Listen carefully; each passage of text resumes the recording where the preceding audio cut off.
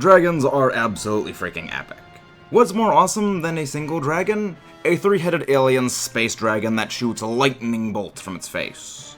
Today we're going to be unpacking King Ghidorah, one of the few constants within the entire Godzilla chronology over his 70 years as the king of the monsters. You never really know what he'll be up to. Will he destroy humanity? Will he protect them? Or will he do both at the same time?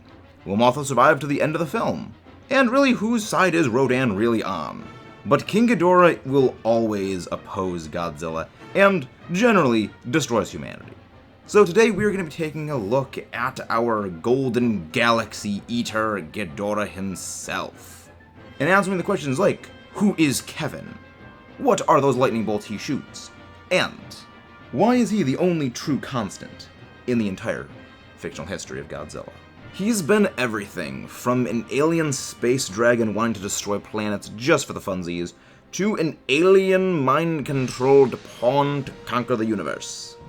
Once even a time-traveling bringer of destruction from the future, or a god from a twisted dimension beyond our comprehension. Almost invariably evil, except for that one time he actually worked with Mothra to help protect humanity from Godzilla. Yeah, GMK was weird. Time to unpack the true arch-nemesis to Godzilla, and to break down the Titan of Terror himself. Before we get onto that, please don't forget to subscribe for more. Comment your thoughts below. Who is your favorite arch-nemesis of the monsters? Within the Godzilla series, and even many other kaiju films, each of the kaiju generally embody an aspect of humanity, or an aspect of our actions with their consequences. Godzilla is, of course, a victim and a bringer of atomic destruction. Rodan represents uncontrolled nuclear proliferation. Mothra created in ways many surrounding mysticism and magic, making her one of the few supernatural kaiju, though at times people disbelieve this part of her, believe she was simply a mutated butterfly. However, King Ghidorah is the exception to this within the Godzilla series. He was made originally purely to be a villain for Godzilla, Mothra, and Rodan to team up against, but more so as a means to humanize and put forward Godzilla as a hero. And to do that, after all, to make Godzilla a hero, you do need a villain to compete with the likes of his destructive power. And villainous three-headed dragons are not limited just to Godzilla. They're fairly common throughout all of fiction. Seto Kaiba's Blue Eyes Ultimate Dragon, Ghetsis' Hydreigon from Pokemon Black and White and Black 2 White 2, Masquerade's Alpha Hydronoid from Bakugan. But this trope is itself older than dirt, going back to the Lernaean Hydra of Greco-Roman mythology, Yamata no Orochi from Japan. More heads mean more scary. On top of that, they are not natural. Most things in real life don't have two heads, let alone three. So that on its own instantly makes this sort of creature all the more unsettling. However, unlike those, Ghidorah has the intelligence to back his evil brawn. And though his villainous may vary between films, we're going to be taking a look at all of them, breaking this creature down, and deconstructing this legend of destruction within the context of the Godzilla movies. In his debut, Ghidorah the Three-Headed Monster, he is a destroyer of worlds, having originally destroyed the planet Venus, or Mars in the English translation, and has now moved on to destroy Earth. He is nothing more than a wandering obliterator just for the funsies, being an embodiment of complete oblivion for the planet, to rally Godzilla, Rodan, and Mothra together to drive back the vile dragon. Within the other Showa films, he is often, if not always, the pawn of aliens, being mind-controlled, puppeted as a means in a scheme to conquer the universe. In Invasion of Astro Monster, he was used after the humans landed on Planet X to encourage humanity to send Rodan and Godzilla to Planet X to defeat Ghidorah, and then have the Exilians control Godzilla and Rodan alongside the King Ghidorah they already had under their thrall to conquer Earth and subjugate it as a colony. However, the clever humans managed to destroy the mind control arrays, and with Ghidorah stunned and confused with his mind control broken, Godzilla and Rodan swiftly drove him off once again. With some absolutely top-tier teamwork, with Rodan giving Godzilla wings temporarily to body slam into the ocean. Three heads might seem better than one, but when you've got two tag teaming monsters, the three-headed dragon's going down. Within many of the peripheral material, King Ghidorah is described as a quote-unquote dignified villain. Something that I somewhat doubt, considering he always gets confused and runs away. Though this does make a lot of sense, considering he is intelligent enough to understand if he's outmatched, it's better to retreat and survive to fight another day. And though his partnership with the kaiju Gigan is often stated and referenced by many fans, he only ever partnered with him in one movie, Godzilla vs. Gigan. Something that we're actually going to have a video on separately in the future. And even during that movie, the Space Hunter Nebula M aliens were both in control of Gigan and King Ghidorah. So their partnership, was it truly them working together or just direction by the alien overlords? He also appeared in the Zone Fighter television series, one of the few terror beasts to actually survive Zone Fighter, being under the control of the Garogas. All of this led up to Destroy All Monsters, where the Kilaks controlled all of Earth's monsters, including Godzilla, Mothra, Rodan, and many others, with King Ghidorah as their final line of defense should humanity manage to thwart their control. With the humans finally severing this control, the demon of the cosmos King Ghidorah was finally and swiftly ended by the unity of all Earth's monsters. For all King Ghidorah's might, for all his power, for all the vile schemes of the aliens seeking to conquer Earth, there is one thing you cannot stop: the indomitable will of humanity and the monsters we unintentionally created that inherited our spirit to never bow before those who try to take over. He was truly nothing more than a beast, a villain to have the heroes rally against, allowing Earth's monsters, especially Godzilla, to be far more heroic than they were before. Though the frequent and very annoyingly repetitive nature of Ghidorah being a nigh unstoppable behemoth only to have when the mind control be severed, he becomes a confused, stunned mess that is easily defeated. This did allow humanity to have a large degree of agency in their salvation, leaving them not purely at the mercy of the monsters to save them. King Ghidorah, as mentioned before, did tend to run away from battles once his control was broken. He only fled in Ghidorah the Three-Headed Monster once he was shown decisively to be outmatched by the unity of the three monsters. While this might paint him as being a coward, as I may like to joke, it shows he is a very intelligent fighter, understanding even despite his incredible durability being almost if not more durable than Godzilla himself, surviving several blasts from Godzilla's atomic ray completely unscathed, and requiring multiple monsters to actually defeat him. He sees no need to actually continue fighting if he knows he's outmatched. Better to fight from an advantageous point than risk unnecessary injury, especially since he is, in principle, a ranged fighter, but one capable of doing melee damage relatively well. Furthering this, he is one of the only Terra Beasts in Zone Fighter to not be destroyed in that series, and that's a series where basically all of the monsters get destroyed. Even Gigan wasn't spared this fate. The only reason his final decisive defeat was handed to him in Destroy All Monsters is no less than 13 different kaiju all ganged up to fight him. He simply couldn't run and he had to stand and fight to the last. Heisei Godzilla marches on with the arch nemesis of the king of the kaiju in Godzilla vs. King Ghidorah, an incarnation where there are possibly two different King Ghidorahs. As the novelization and early versions of the movie itself state, King Ghidorah was actually an alien, the novel opening up with the super space monster King Ghidorah's DNA being harvested to create the Dorats, after its corpse was found on the planet Venus. And that the King Ghidorah scene when the Futarians travel back in time to remove Godzilla from Lagos Island and replace him with the three Dorats in the Godzillasaurus' place was simply a recreation of the original following the Castle Bravo detonations, mutating and fusing the three Dorats into the singular beast. This makes a lot more sense, as the way the movie presents things, it doesn't make a lot of sense for how would they know that King Ghidorah would come into existence? How would they know how to control it? How would they know that they would fuse into a singular three-headed dragon?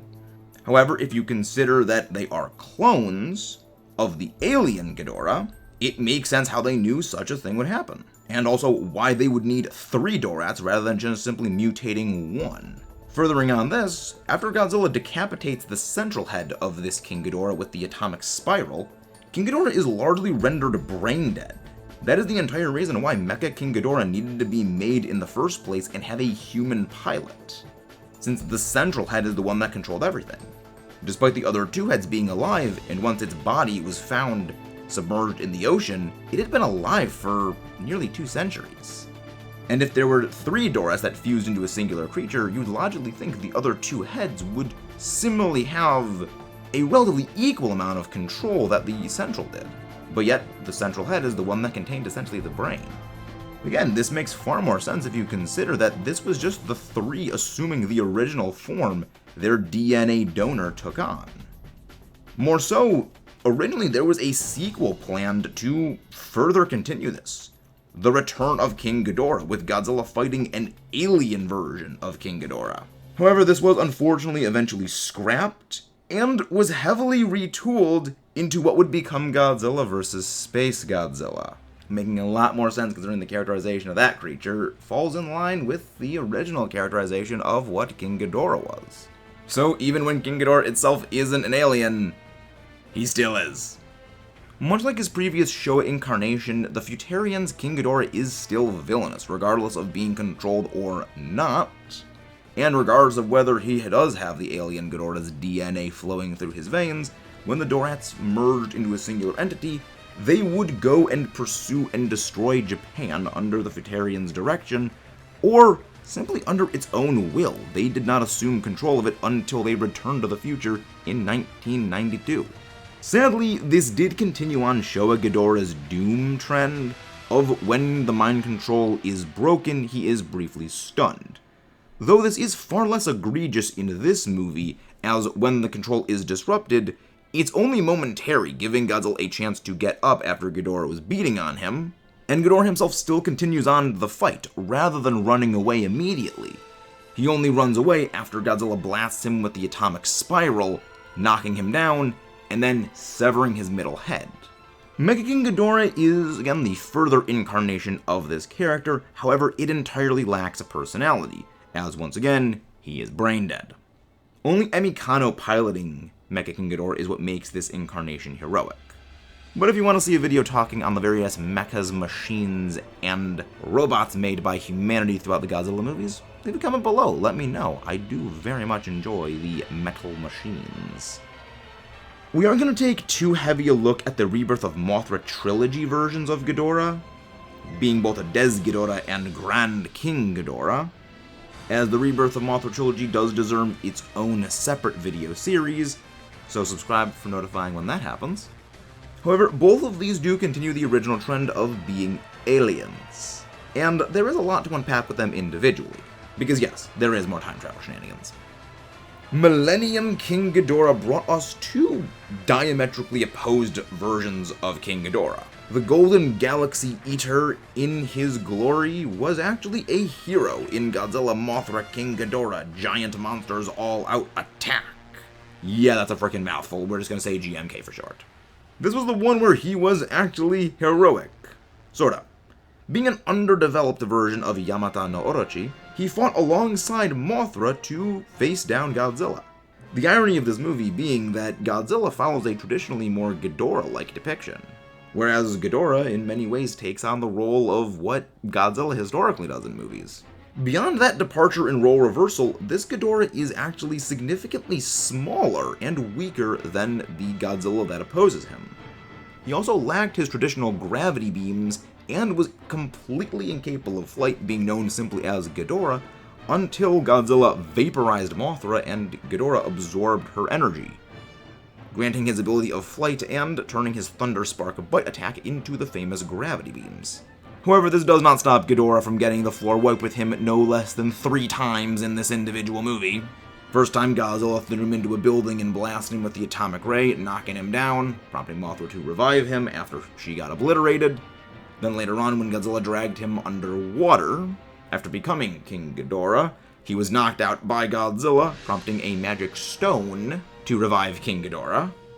And then finally, Godzilla managed to vanquish his foe after absorbing the power of King Ghidorah's own gravity beams, redirecting that into the gravitational atomic ray, and utterly obliterating the King of the Sky. Yeah, this movie is absolutely wild, and we've got a whole lot to unpack with. We can literally do an entire video just on GMK, because, I mean, I love this movie. It was actually, like, the second Godzilla movie I saw. Bringing things back to a much more traditional version of King Ghidorah, we have Kaiser Ghidorah. A return to form in his characterization, though his overall physical appearance is drastically different, ditching his typical golden scales for a black with gold accents, and adopting a quadrupedal stance much like a Des Ghidorah. Initially taking the form of Godzilla Final War's big boss monster in Monster X. He is seemingly not under the control, or at the very least, not under the control as thoroughly as the Exilian's other monsters.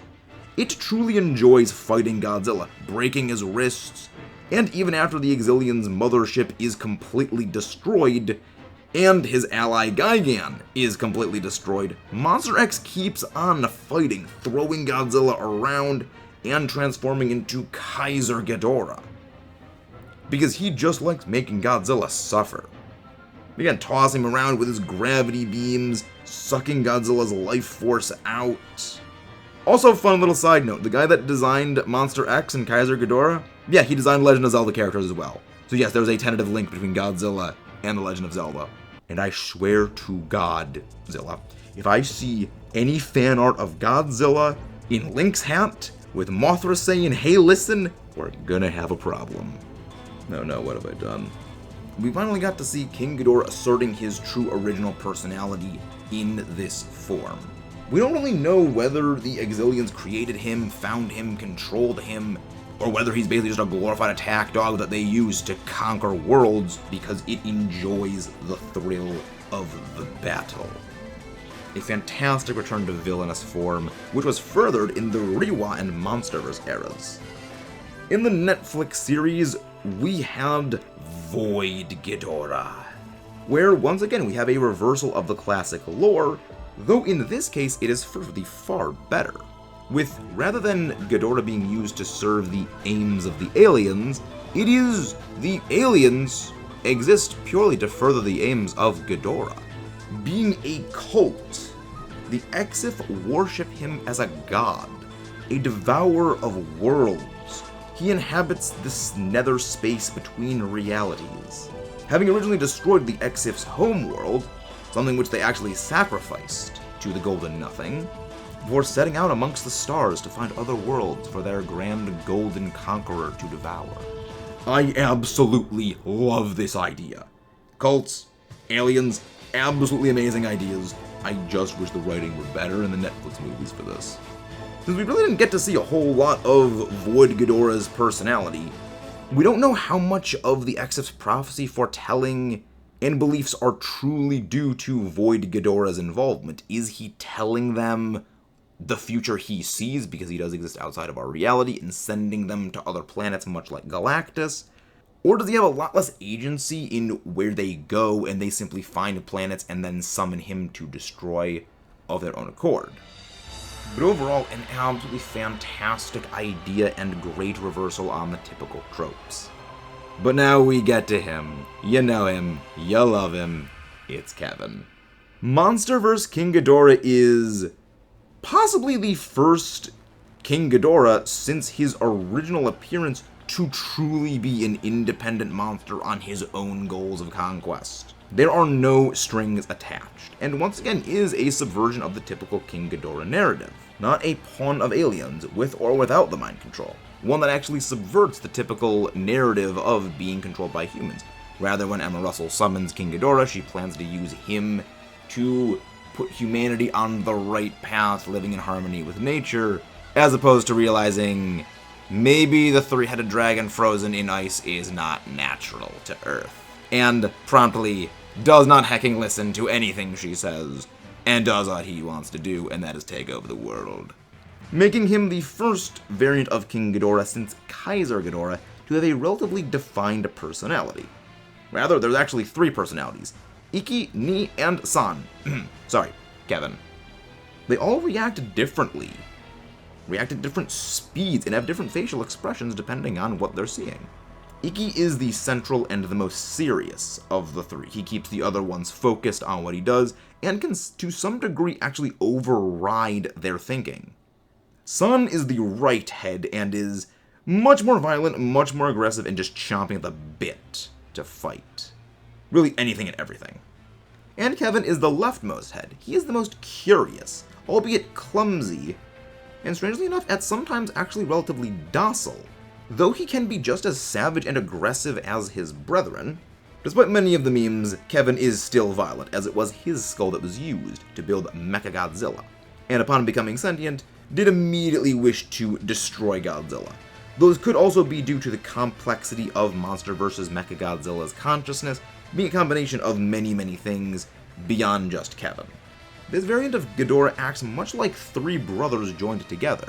They think and act together through almost a bit of a conversation within their own minds, though once again Ikki can seem to override their intelligence with his own aims, showing that his borderline obsession with the Orca after completely disregarding it earlier, since he neglects to finish off the weakened Godzilla and pursues the annoying sound since it represented a possible threat by being able to summon the other monsters, and draw Ghidorah's authority away from the other monsters. Which is at least a much better take on the idea of Ghidorah being stunned by mind control breaking, as it shows a flaw within his own personality that led to his downfall. Since he firmly rejected the use of the Orca prior, he seeks to destroy it purely as it represents a threat to his dominance. Both Nee and Kevin were unable to draw Ikki's attention from the much more pressing Godzilla, which doesn't make a lot of sense, since Godzilla historically defeated Ghidorah in the past. That's the reason he was trapped in the ice in the first place.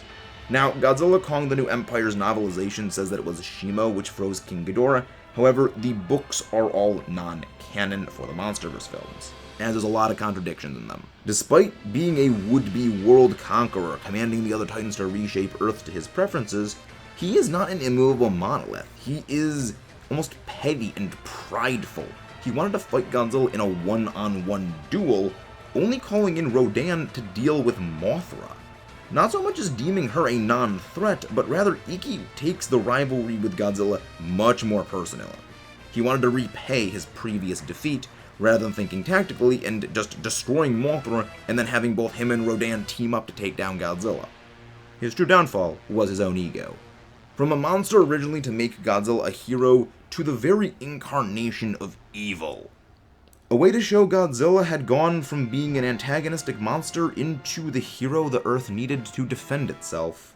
He's come to symbolize the evil that can rally together the varying heroes who, despite all the disagreements we may have, we are all of Earth. We are all human or kaiju. And Earth is no place for the Xeno scum. By staying the exact same invading threat to destroy all that we know, it doesn't really matter if he is an alien from outer space, a monster from the future sent to conquer the past, or just a beast from beyond the void. He will always bring humans and kaiju together to defy the oblivion he brings. We might be stupid, we might fight, but when a greater force comes to conquer our homes, to conquer our world, none of that matters. And we realize, maybe we aren't so different after all. Some may say a hero is only as good as the villains he fights. However, in the case of Ghidorah, I would say we've got it backwards. A villain who is only as good as the hero he opposes. What do you think of King Ghidorah? Don't forget to subscribe for more. Comment below your thoughts. What are your thoughts on King Ghidorah? Which is your favorite incarnation? Would you like to see more of him in the future? Would you like to see him return in a MonsterVerse film as maybe there are more of his species, or in the ancient duel he had in the past with Godzilla and Mothra where he ended up trapped in the ice, even when you know, yeah, in the end Ghidorah loses, but it's going to be a great fight anyway. I've been Max Allo, and long live the Kaiju King.